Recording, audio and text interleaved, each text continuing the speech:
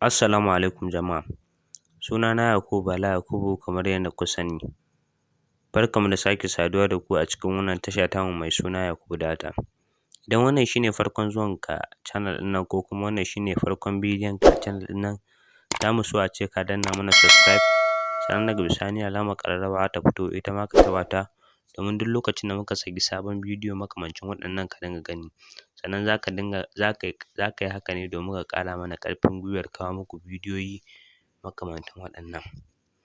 To a yau insha Allahu bidiyon mu kuma zai nuna muku yanda za ku linking ɗin wato layin Airtel ɗinku da wato ainihin NIN wato National Identification Number ɗinku na jikin layi sakamakon wato ainihin abinda NCC ta ce, National Communication Commission kenan, abinda ta ce cewar kowane layi ya kamata yanzu a wato ainihin wajibi ne ko kuma in ce wajibi ne a wato ainihin linking ɗinsa da wato ainihin NIN ɗinsa, NIN ɗin mutum kafin wani lokaci da suka yanke.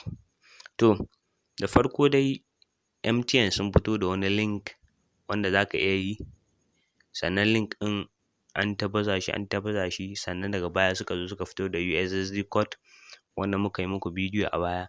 To yanzu insha Allahu Airtel ma ga wani USSD code nasu wanda za ka yi wato ainihin wannan wato aikin, wanda za ka yi linking ɗin wato NIN number ɗinka wato National Identification Number da kuma wato layinka na Airtel. To ni misali layin Airtel ne kaɗai a cikin wato ainihin wannan wayar. To layin Airtel ɗina ne, to yaya zan yi? To yanda zan yi shi ne zan shiga gurin dialer ko kuma keypad ce da ni ko layin Airtel na nema ko ma mene ne, in na shiga gurin dialer sai in danna *121*1#. Idan na danna haka sai na tura. To da zarar na tura bari ku ga me za su ce min. Da zarar na tura za su ce press 1 to enter your government approved NIN number. To sai na pressing ɗin 1 ɗin. To haka ma a keypad sai ka yi reply 1 sai ka tura. To da zarar ka tura za su ce please insert your 11 digit NIN number. To misali NIN number ɗina guda 11 waɗanne ne? To ni misali 1 2 3 4 5 6 7 8 9 0 1 su ne ga su nan guda 11. To da zarar ka rubuta sai ka yi sending. Amma fa ni wannan 1 2 3 ɗin da na sa wato ainihin kamar misali ne ba wai NIN number ba ne, wannan misali ne, ba kar ka je ka sa a naka, a'a naka NIN number. To yanda za ka yi kafin nan ma dai za ku ga Airtel har sun turo min saƙo, kun gani Airtel ne suka turo saƙon Airtel, sannan sun turo thank you for providing your NIN details 1 2 3 ga dai NIN ɗin nan abinda na sa 1 2 3 4 5 6 7 8 9 0 1. The SMS confirmation will send to you once your NIN has been validated and updated.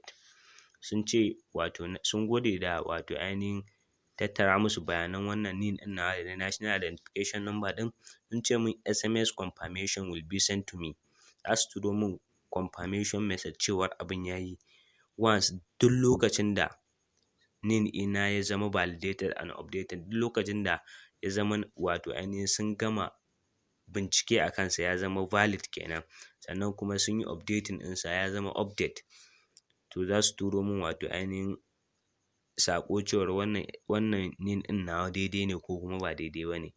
Sannan idan kana son ka ga wato ainihin NIN ɗinka, to layin da ka je kai wato ainihin me zan ce muku, layin da ka je kai rijistar ɗan ƙasa da layin, da ka je rijistar ɗan ƙasa tabbas za a tambaye ka wata number wayarka guda ɗaya ko guda biyu. To number wayarka ta farko to ita za ka danna *346#. Da zarar ka danna mata haka bari ku ga me za su ce mana.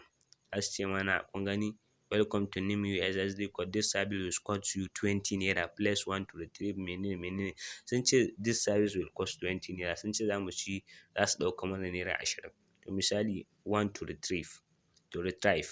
To misali 1 na yi pressing 1 bari ku ga kun gani low balance NS ban da kati a wato ainihin wannan layin. To kun ga yanda za mu yi wato ainihin mu yi linking ɗin layinmu na Airtel da NIN number ɗinmu ba sai an kulle mana layi ba, domin sun ce nan da sabuwar shekara za su fara kulle layukan mutane. To wannan shi ne yanda za ka yi wato ainihin linking ɗin wato ainihin layinka na Airtel da NIN number ɗinka. Mun gode da kallon wannan bidiyo, kada ku manta ku yi subscribing ɗin channel ɗin nan, sannan ku taɓa alamar ƙararrawa kada makamantan bidiyon mu irin waɗannan su wuce ku. Domin shawarwari ko kuma tambayoyi za ku iya tuntuɓar mu a comment section. Mun gode.